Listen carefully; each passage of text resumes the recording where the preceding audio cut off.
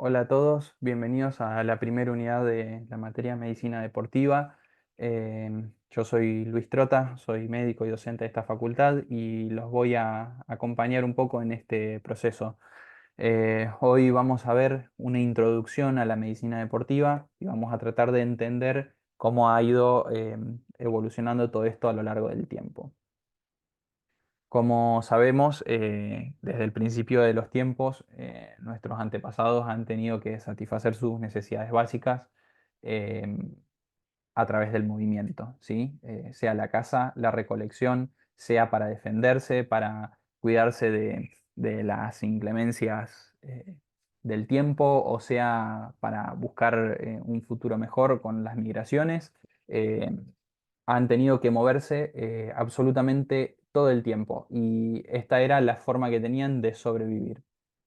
Ahora bien, con el tiempo se pasó de esto al comercio y a la fábrica, ¿no? Teniendo su auge con la revolución industrial. Pero bueno, en el tiempo han habido distintos procesos en donde la evolución tecnológica nos ha llevado a pasar de ese movimiento absoluto todo el tiempo a de repente un sedentarismo eh, que es bastante grande, que es bastante difícil de resolver hoy en día.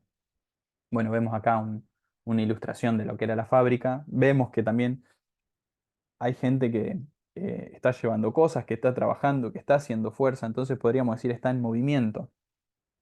Recuerden también que en esta época, eh, si bien podría haber algún tipo de movimiento, todo estaba sectorizado, protocolizado y uno tenía que hacer un trabajo específico todo el día.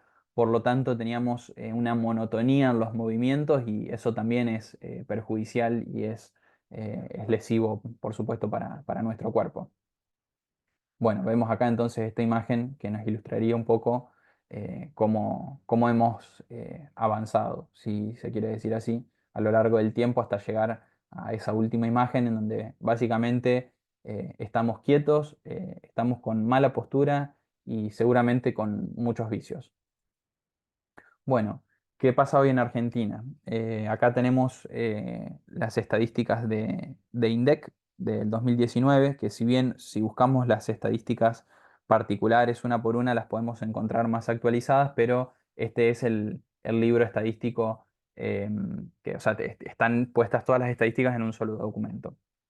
Así que bueno, tenemos en cuanto a lo que es actividad física de baja intensidad un 44-45% de la población. Eso quiere decir que el 50% de la población realizaría algún tipo de actividad física dentro de lo que se considera saludable y el otro 50% hace actividad física de baja intensidad, que es o no hacer nada o hacer algo que sea de muy poca intensidad o que sea poco tiempo en la semana.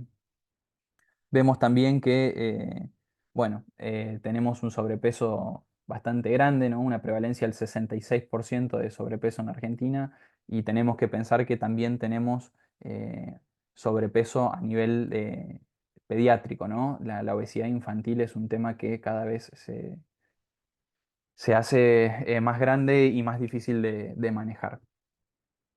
Por supuesto que todo esto, ¿no? De la alimentación, los vicios en general, está asociado muchas veces al contexto económico, social, cultural, y bueno, a estas cuestiones que imperan hoy en día en donde no, no, no se puede investir el futuro, no hay posibilidades económicas estables, digamos, siempre está primando el descarte, el recambio. En donde solamente tenemos posibilidades de éxito o de derrota, ¿no? No está habiendo matices, ¿no? En esta cultura que venimos manejando actualmente. Eso hace que también haya mucha labilidad emocional, de- de- hace que la personalidad de los sujetos esté también sostenida medio entre pinzas. Y bueno, como cualquier persona que tambalea en esos aspectos, corre riesgo también de caer en los vicios, ¿no? Y fíjense que tenemos un 22% de tabaquismo, 13% de alcoholismo, eh, y que si bien el último tiempo creo que ha bajado un poquitín, eh, en lo que es el progreso histórico, hemos tenido un aumento de tanto del tabaquismo como del alcoholismo. En cuanto a lo que es el consumo de frutas y verduras, no tenemos siquiera un 10%. Fíjense, es un 6% de la población que consume al menos esas 5 raciones de frutas o verduras diarias. Y además, en cuanto a lo que es enfermedades crónicas no transmisibles, tenemos una prevalencia de 34% de hipertensión, 30% de dislipemia y 12% de diabetes. Fíjense que en hipertensión el porcentaje combinado llega a un 46%. Es decir, si además de preguntarle al paciente si es hipertenso, lo objetivamos con la toma de presión arterial, nos encontramos con un porcentaje que ni siquiera se conocía hipertenso. Bueno, acá tenemos el cuadrito que se usó en la estadística como para diferenciar lo que es nivel bajo, medio o alto. Fíjense que el 40 y casi 45% de la población o no realiza actividad física o no está incluido en ninguno de los otros niveles. Es decir, no llega a ser siquiera 20 minutos de actividad al menos 3 veces en el día. Y fíjense además que en el nivel medio nos dice que son 3 o más días de actividad física intensa, al menos 20 minutos, o 5 o más días de actividad física moderada o caminata que acumulen al menos 30 minutos. O bueno, o 5 días con cualquier combinación. Eh, bueno, fíjense que en nivel medio ya nos pone 3 o más días de actividad física intensa, al menos 20 minutos, ¿no? Hay algunos autores que van a decir que 3 días de actividad física, sea intensa o no, en realidad nos dan como resultado un sedentario en movimiento y no un paciente activo, ¿no? Entonces, si pensáramos que la escala tendríamos que ponerla en 4 o 5 días, tendríamos un porcentaje más alto de pacientes que estarían en un nivel de actividad física baja. Bueno, ahora bien, ¿por qué es importante tener en cuenta eh, el movimiento, ¿no? El ejercicio, el entrenamiento, el deporte en la salud? Bueno, justamente por todos los beneficios que trae aparejado el movimiento del cuerpo en la salud. Fíjense que vamos a tener menor riesgo de padecer hipertensión, diabetes, muertes por cardiopatías, accidentes cerebrovasculares, reduce la incidencia de padecer algunos tipos de cáncer, reduce el riesgo de demencia, mejora la función cognitiva, los síntomas de ansiedad y de depresión, reduce el riesgo de caídas y lesiones asociadas y mejora la funcionalidad física en aquellos con y sin fragilidad. Fíjense esto último que es importantísimo, reducir el riesgo de caídas, de lesiones asociadas, mejorar la funcionalidad. Por supuesto que también en el adulto mayor retrasa la progresión de la sarcopenia, mejora la atención, la memoria, el sueño. Esto hace también que tengamos adultos y adultos mayores autosuficientes, independientes y que pueden llevar una vida plena durante todo el tiempo de vida, ¿no? Porque si no, uno piensa que las primeras etapas de la vida es en donde uno está jovial y puede hacer todo lo que quiere y que bueno, y llega a la adultez mayor y que no hay mucho más, ¿no? Y en realidad un paciente adulto mayor que se encuentra activo va a permanecer independiente y autosuficiente. Entonces, en ese sentido también es importantísimo tener en cuenta la actividad física en el adulto mayor. Por supuesto, tiene otros efectos, la actividad física tiene efectos antitrombóticos, favorece la neovascularización, la estabilización de la actividad eléctrica cardíaca, reduce el colesterol total y los triglicéridos, aumenta el colesterol HDL, reduce la presión arterial en aquellos que son hipertensos medicados, la estabiliza y reduce hasta 5 milímetros de mercurio, tanto la máxima como la mínima, o sea, es decir, la sistólica y la diastólica.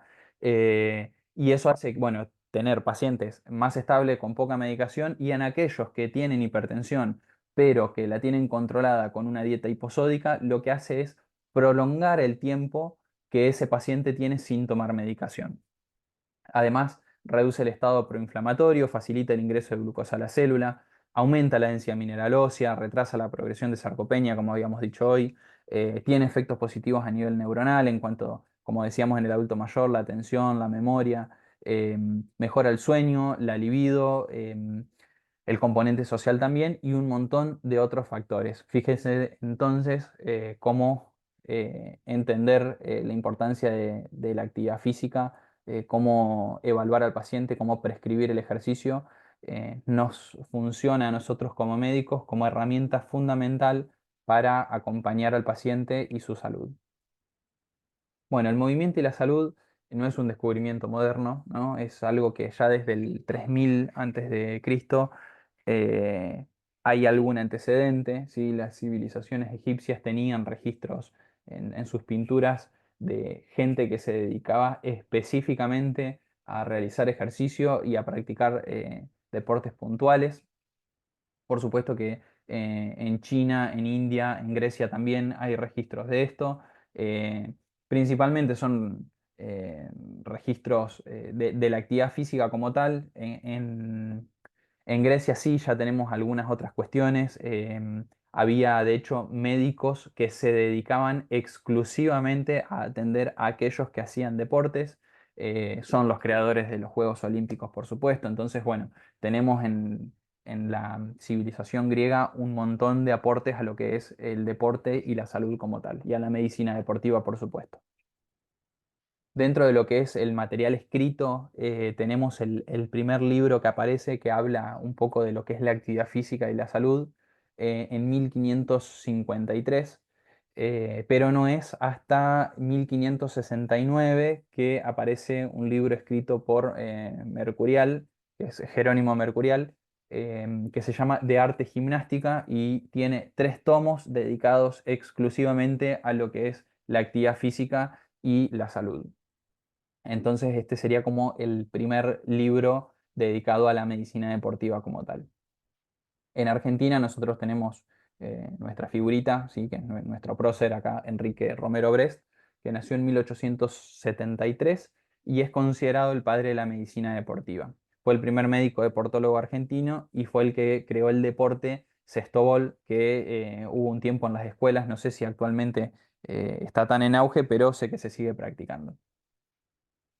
Bueno, él fue médico, fue fundador de la enseñanza de educación física en Argentina y fue creador de múltiples obras relacionadas con la medicina y el deporte y de varios instrumentos que él mismo utilizaba en sus laboratorios para la medición de deportistas.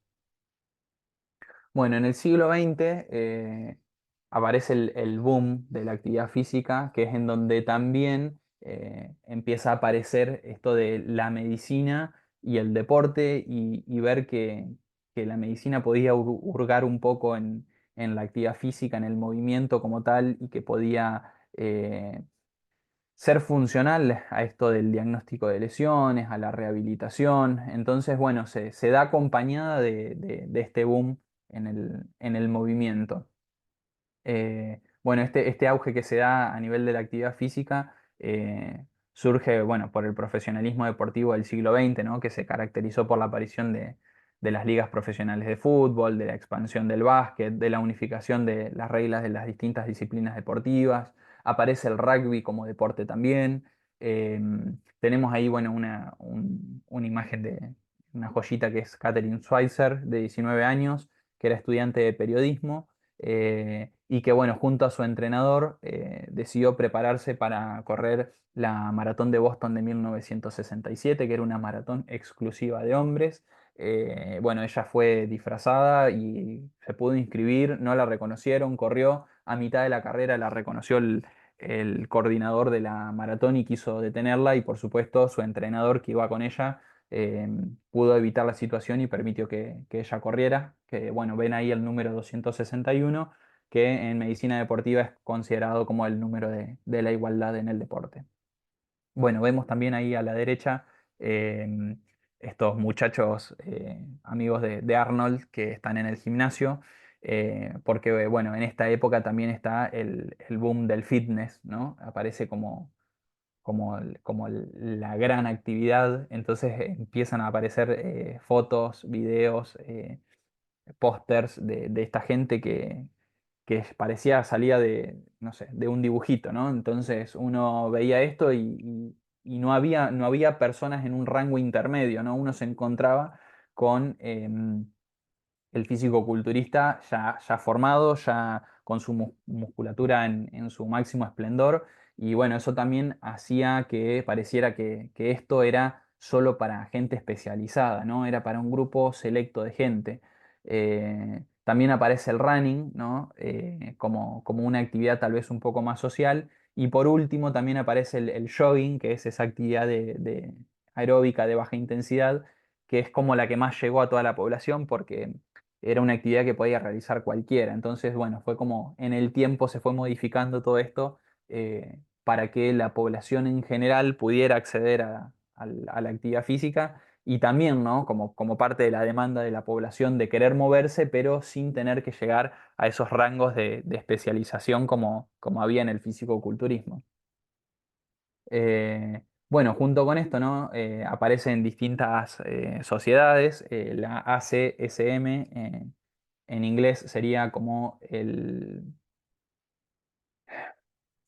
colegio, espera, sí, el Colegio Americano de Medicina del Deporte o American College of Sport Medicine, dicho por Tevez, que bueno, era justamente un colegio que se dedicaba específicamente a la medicina deportiva y que surge en función de estas nuevas necesidades y demandas de la población respecto a lo que es el movimiento como tal. Entonces este grupo de médicos empezó a armar consensos respecto a lo que es la actividad física, a cómo prescribirla, a qué cuidados había que tener y empieza, ¿no? con lo que es la actividad física aeróbica y se pone el foco en esto. Entonces lo que hace es una asociación directa entre la actividad aeróbica y el factor protector cardiovascular. Entonces propone que para que una persona sea saludable tiene que hacer actividad física aeróbica tantas veces a la semana, de tanta intensidad y demás. Después, en el tiempo, ellos se dieron cuenta, ellos y otros tantos profesionales, que la actividad de fuerza tenía algunos beneficios que no tenía la actividad física aeróbica, ¿no? A nivel osteomioarticular, neurológico e inmunológico también. Entonces, bueno, cuando se vio que tenía tantos efectos benéficos la actividad física de fuerza, de repente pegan un volantazo y empiezan a prescribir el entrenamiento de fuerza y empiezan también como a ordenar y armar consenso sobre cómo teníamos que prescribir este tipo de actividad física. Y por último se dieron cuenta, ¿no? De esto que después se armó otro auge, ¿no? Como el stretching, como es solamente stretching, solamente se hace eso, bueno. Se dieron cuenta en realidad que lo que es la elongación, tanto activa como pasiva, hay distintos tipos de estiramiento, eso ya lo van a ver también seguramente con el kinesiólogo. Eh, este trabajo de elongación también tenía un montón de beneficios, tanto en el rango de movilidad articular, como a nivel de la propiocepción, neural, muscular y demás. Entonces se empezó a prescribir esto también y llevó un tiempo hasta que de repente entiendan que lo mejor era el trabajo, diríamos, concurrente, en donde está bueno hacer un poco de fuerza, un poco de trabajo aeróbico y también la elongación, ¿no? Entonces, bueno, en el tiempo se ha visto que estos tres tipos de trabajos son fundamentales para la salud de nuestros pacientes. Bueno, vemos acá, ¿no? Los progresos en el tiempo en cuanto a lo que es la frecuencia, la duración y la intensidad que se proponía, ¿no? Hasta el año 2000 de la actividad física para considerarla saludable en esta prescripción del ejercicio. Bueno, entonces aparece acá una pregunta que es importante, si nosotros pensamos el ejercicio para la salud o para el rendimiento, porque en principio parece que uno habla de ejercicio y es todo lo mismo, pero tenemos que pensar que una cosa es si nosotros queremos tener un paciente saludable y otra cosa es si nosotros queremos un paciente que rinda bien en el deporte que está haciendo. Entonces, vemos acá un fitness relacionado con la salud, en donde tenemos lo cardiovascular, la fuerza, la flexibilidad, que son las tres que mencionábamos antes, y por supuesto lo que es la composición corporal, ¿no? La reducción del sobrepeso, la reducción del sedentarismo justamente con las otras tres, y por supuesto, ¿no? Esto de la reducción de los distintos factores de riesgo. Bueno, y después tenemos esto que es el fitness relacionado con el rendimiento deportivo, que si se fijan, tenemos un par más de cosas. Eh, Esto es un cuadro sacado del libro de Fisiología Deportiva de López Chicharro, que puede quedarse un poco corto, es un poquito viejo.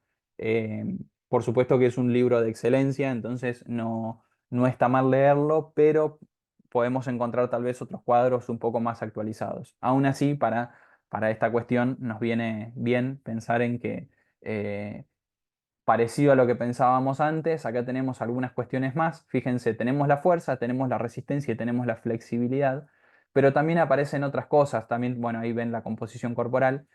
Aparecen el equilibrio, la agilidad, la potencia. No solo la potencia como cuestión aislada, sino también la capacidad anaeróbica y por supuesto la potencia y capacidad aeróbica, que es el consumo máximo de oxígeno. Vemos acá esto de lo que es agilidad, no solamente lo que es el feedback, ¿no? Cuando uno trabaja propiocepción, sino también lo que es el feed forward, que eso capaz lo vemos más adelante, que tiene que ver con la anticipación de los eventos para que el cerebro me lleve a hacer el movimiento de forma anticipada. Entonces tenemos un montón de cosas acá que no estaríamos teniendo en cuenta para alguien que lo que quiere es hacer actividad física para su salud. Bueno, vemos acá también, ¿no? Esto de beneficios para la salud en función del nivel de actividad física, en donde el primer rango es el de sedentarios, después tenemos moderadamente activos y por último activos. Fíjense que esto tiene un límite, ¿no? Es como que asciende y se va estancando en el tiempo hasta que de repente ya tenemos todos los beneficios que tenemos que tener y los mantenemos en el tiempo. Acá tenemos dos cuestiones para pensar. Primero, fíjense que la curva tiene su mayor pendiente de ascenso en el intervalo A, que es el sedentarismo. Eso quiere decir que la actividad física tiene la mayor cantidad de beneficios en aquellos que son sedentarios. ¿Por qué esto es así? Porque, bueno, aquel que no hace nada con poco mejora, básicamente. Entonces, de repente, alguien que no hace nada empieza a hacer algo y ya está, ya está mejora, ya es más que no hacer nada. Entonces, empieza a pasar en el cuerpo una revolución que no entiende qué le está pasando y empieza a tener adaptaciones que le van a dar estos beneficios a nivel de la salud. Por supuesto que a medida que uno se profesionaliza o aumenta la intensidad o aumenta la cantidad de entrenamientos en la semana, de repente, bueno, esos beneficios se mantienen, pero es cada vez más difícil ver nuevas adaptaciones, ¿no? Es más difícil alcanzar nuevas adaptaciones. Entonces, pareciera que cuando uno hace actividad física, de repente lo único que tiene por delante es más salud. Ahora, fíjense esto que decíamos nosotros, que no es lo mismo pensar el ejercicio para la salud o para el rendimiento. ¿Por qué? Porque tenemos acá, ¿sí? Este cuadrito que habla del riesgo de muerte y el volumen de ejercicio. Entonces, en un paciente sedentario que tiene riesgo de diabetes, de hipertensión, de dislipemia, de obesidad, a medida que realiza actividad física regular, lo que va a suceder es que el riesgo de muerte se reduce, ¿no? De muerte y de morbilidad. Mejora la capacidad funcional, el tono parasimpático, mejora la perfusión arterial, la sensibilidad a la insulina y hay un aumento del colesterol HDL. Ahora, cuando nosotros dejamos de hacer ejercicio para la salud y lo empezamos a hacer para el rendimiento, es decir, empezamos a meternos en el deporte de élite, empezamos a tener algunas otras situaciones asociadas a esta alta intensidad y alta demanda que nosotros le damos a nuestro cuerpo em, para poder rendir de forma óptima, ¿no? Entonces aparecen ahí la dilatación del ventrículo izquierdo, la disfunción del ventrículo derecho, la aparición de arritmias, de protrombosis, el mayor riesgo lesional y la sobrecarga emocional, por supuesto, ¿no? Por las presiones que hay tanto a nivel social como personal en lo que es el rendimiento deportivo. Entonces, fíjense la diferencia que hay entre lo que es el ejercicio para la salud y el ejercicio para el rendimiento. Bueno, ahora bien, ¿qué es la medicina deportiva, no? Bueno, es una especialidad que lo que va a hacer es estudiar las implicancias que tiene el ejercicio físico en el organismo y los cambios que genera. La medicina deportiva va a buscar, ¿no? Detectar los efectos adversos del ejercicio, diagnosticarlos y tratarlos, así como trabajar en la prevención. Es decir, no solamente nos vamos a basar en evaluar y prescribir ejercicio, sino también en prevenir y diagnosticar lesiones y por supuesto en tratarlas y reconocer lesiones asociadas a esa actividad de alta intensidad también. Vamos a basarnos en un montón de actividades para poder resolver esto. Vamos a tener los exámenes precompetitivos, las evaluaciones funcionales como el FMS, distintas estrategias para mejorar el rendimiento y por supuesto para evaluarlo. Nos vamos a basar en el diagnóstico de lesiones para poder tratarlas, para poder rehabilitarlas y para poder hacer las prevenciones futuras. Como decíamos, bueno, prevención y tratamiento de lesiones, la promoción de un estilo de vida saludable y colaborar con políticas de salud pública. Esto es importantísimo. ¿Por qué?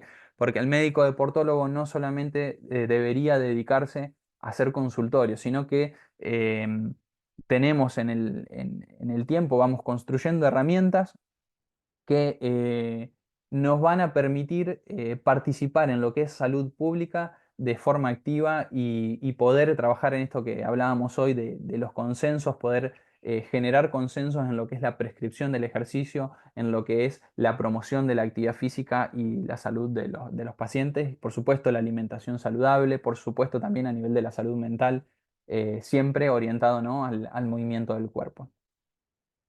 Bueno, como decíamos también cuando hacíamos la presentación de la cátedra, la medicina deportiva es muy amplia, requiere de muchas disciplinas que convergen en un solo punto, requiere de mucho conocimiento de distintas áreas y por supuesto de muchos profesionales. No es algo que uno pueda hacer solo.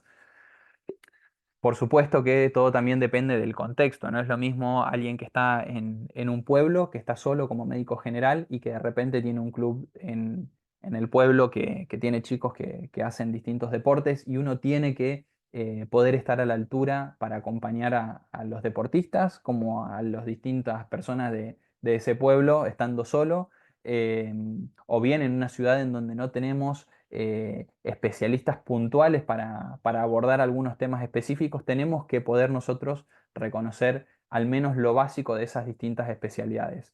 Por supuesto que en el mejor de los casos nos vamos a encontrar con un equipo de profesionales amplio, con distintos especialistas capacitados en aspectos puntuales del deporte, del ejercicio, del movimiento como tal, que sería la mejor de las situaciones para poder trabajar en equipo y acompañar también de la mejor manera a nuestros pacientes. Vemos entonces que tenemos la fisiología deportiva, la nutrición, cardiología, traumatología, kinesiología, imagenología, la biomecánica, la ortopedia, psicología, salud pública y por supuesto también docencia e investigación.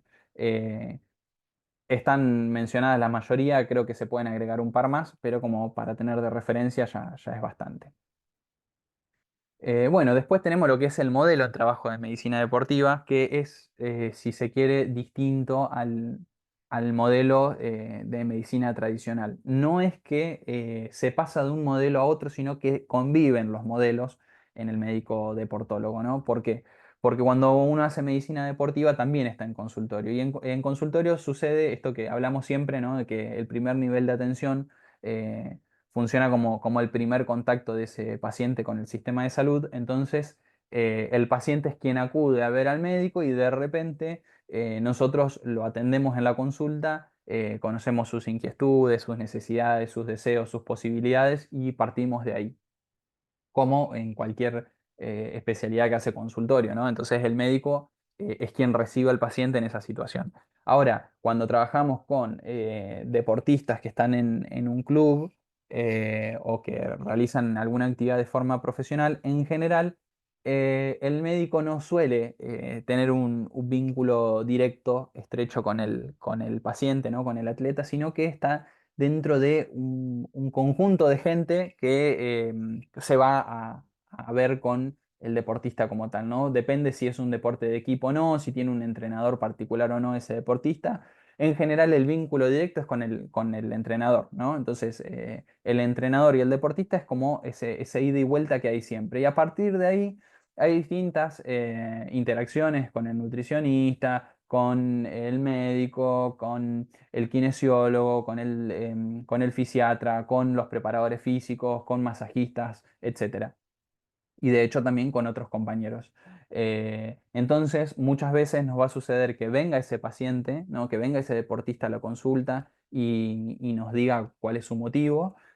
O muchas veces esa consulta venga en realidad por otro lado, ¿no? Y que uno hable de repente con el preparador físico, con el entrenador y nos comente que tal deportista tiene cierta inquietud o le está molestando algo o le está pasando alguna situación y no sabe cómo consultar. Entonces, es ahí en donde el médico tiene que funcionar de forma activa, acercarse al deportista y trabajar, por supuesto, en conjunto.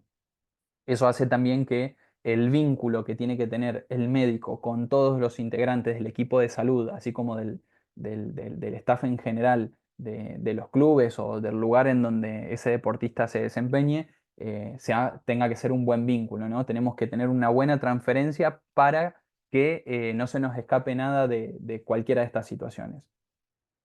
Entonces tenemos algunos desafíos en la medicina deportiva en donde tenemos que tener una visión amplia, tenemos que entender la complejidad diagnóstica y la multicausalidad y por supuesto el tratamiento orientado a la sintomatología y a las causas. Es decir, más de una vez vamos a tener pacientes que nos refieren una molestia en algún lugar puntual y nosotros tenemos que entender que esa molestia esté en ese lugar puntual no quiere decir que ese sea el foco inicial que esté generando la molestia, ¿sí? Entonces, a veces la causa es otra, a veces tenemos una dismetría en un miembro y genera molestia en el miembro contralateral. A veces no es tan sencillo como eso, ¿no? A veces tenemos una escoliosis estructural, tenemos alguna situación emocional, o sea, tenemos una multicausalidad y eso hace que de repente uno no pueda simplemente decir, bueno, tenemos este conjunto de síntomas, entonces pienso que es esto, lo diagnostico y se terminó. Muchas veces nos vamos a encontrar con situaciones en donde necesitamos diagnosticar, tratar, reevaluar, repensar el diagnóstico y reorientar esa rehabilitación. Em, Así que bueno, implica de nuestra parte, como decíamos, una visión bastante amplia. Bueno, acá tenemos esto que es nociones básicas en la conceptualización del movimiento. Fíjense que yo les decía también en la presentación de la materia y a lo largo de esta introducción a la medicina deportiva que, bueno, yo trato de usar la palabra movimiento, pero muchas veces usamos actividad física, ejercicio, entrenamiento, deporte, y los usamos como sinónimos, que depende del momento, si uno lo está haciendo como a la ligera y trata como de resumir algunas cosas, no estaría mal utilizar alguna de estas como sinónimos, pero tienen que entender que conceptualmente son cosas distintas. Fíjense entonces que en la actividad física nosotros la definimos como cualquier movimiento voluntario producido por los músculos esqueléticos y que tiene como consecuencia el gasto de energía. No es relevante el tipo de movimiento. Es decir, si yo lavo los platos, si yo barro la casa, si salgo a pasear al perro o si voy caminando a la facultad, estoy haciendo actividad física, ni más ni menos que eso. Ahora bien, cuando de repente esa movilidad del cuerpo, ¿no? Se busca como objetivo, es decir, yo tengo como objetivo mover mi cuerpo, generar un gasto energético, y además yo planifico esto, ¿no? Digo, bueno, yo quiero salir a caminar, ¿no? Entonces digo, voy a salir tanta cantidad de veces a la semana, y lo voy a mantener a lo largo del tiempo. De repente lo que estoy haciendo es un ejercicio físico. Entonces, este ejercicio físico tiene 5 elementos que hacen que no sea actividad física, sino que sea ejercicio, que son el diseño, la planificación, la rutina, la durabilidad y el objetivo. Ahora bien, cuando nosotros a ese ejercicio físico eh, lo pensamos en el tiempo y lo estructuramos para que haya una mejora en el rendimiento, para que mejore la condición de salud, entonces ahí estamos entrenando. ¿Qué quiere decir esto, no? Que el entrenamiento es el conjunto de procedimientos pedagógicos continuos, sistemáticos y adaptados destinados a estimular los procesos fisiológicos del individuo, favoreciendo el desarrollo óptimo de sus cualidades físicas. Fíjense, tiene como objetivo promover y consolidar el rendimiento deportivo. Vamos entonces, me muevo, estoy haciendo actividad física. Cuando yo ese movimiento lo hago con un objetivo específico y lo diseño, lo planifico, armo una rutina y lo trato de mantener en el tiempo con ese objetivo de querer moverme y de lograr algo, estoy haciendo ejercicio físico. Ahora, cuando ese ejercicio físico lo realizo acompañado de un procedimiento pedagógico que me diga, bueno, esta semana hacemos carga, la semana que viene hacemos descarga, nos preparamos para cierto proceso, vamos a hacer primero trabajo de fuerza, después vamos a hacer trabajo de potencia, tenemos que trabajar pliometría, etcétera, etcétera, necesitamos rendir de tal manera. Bueno, cuando hacemos todo eso, y hacemos el ejercicio de una manera puntual porque así mejora. Hacemos pesos libres, hacemos pesos con máquina. ¿Qué es lo que hacemos? Bueno, todas esas cuestiones que uno piensa y organiza de forma pedagógica para que el paciente entienda cómo tiene que hacer las cosas y que lo haga de la mejor manera y que eso le represente un beneficio, estamos hablando de entrenamiento. Ahora, cuando hablamos de deporte, estamos hablando de una actividad física que tiene una serie de normas, que se desempeña dentro de un espacio determinado y que a menudo está asociado a la competencia deportiva. En general está institucionalizado. O sea, cuando nosotros hablamos de deporte, siempre pensamos en algo que está nucleado por una institución, que tiene una reglamentación, que requiere competición, sea con uno mismo o con los demás. Y como dice ahí, para que una actividad sea considerada deporte, tiene que estar evaluada por estructuras administrativas y de control que se encargan de reglamentarlo. Es decir, si nosotros hablamos de fútbol, para que esto sea un deporte, tiene que estar reglamentado por la FIFA a nivel mundial, perdón, y por la AFA a nivel nacional. Bueno, y por último tenemos, cuando uno habla de deportes, distintas clasificaciones, ¿sí? Yo les puse en el material de ayuda, digamos, distintas formas de clasificar el deporte. Esta es como la que más se usa, que ni siquiera se usa así, se usa modificada, que es la de Matveyev. Em, Tiene un libro bastante importante sobre entrenamiento, bueno, y él lo divide así, ¿no? En deportes acíclicos, deportes con predominio de la resistencia, deportes de equipos, deportes de combate y sí, deportes complejos y de pruebas múltiples. Verán, ¿no? Que dice, en deportes acíclicos predominan los movimientos de intensidad máxima, saltos en atletismo, saltos en gimnasia, halterofilia, carreras de velocidad. Entonces, en este caso estamos hablando de movimientos específicos, puntuales y de altísima intensidad. Y después aparecen todos los otros, ¿no? Después en el tiempo van a ver que según lo que lean, según el autor y según quién lo trabaje y cómo, se van a encontrar con que la división de aguas la hacen entre deportes acíclicos y deportes cíclicos, entendiendo que los cíclicos son aquellos como los que menciona ahí de resistencia, en donde hay un movimiento específico que se mantiene en el tiempo. Si nosotros hacemos carreras de 100 metros, si hacemos ciclismo, si hacemos natación, son movimientos repetitivos y constantes, entonces se los denomina como cíclicos. Y cuando nosotros hacemos movimientos alternantes con pausas, con altas intensidades, con distintos tipos de movimientos, con cambios de dirección, entonces ahí estamos hablando de deportes acíclicos. Pero bueno, como para tener una idea general, esta clasificación de Matveyev me pareció la más acertada. Así que bueno, con esto hemos hecho una introducción a la medicina deportiva. Espero que les haya gustado, que hayan podido comprender un poco de qué se trata esta especialidad y por supuesto cualquier cosa estamos a disposición para lo que necesiten. Saludos.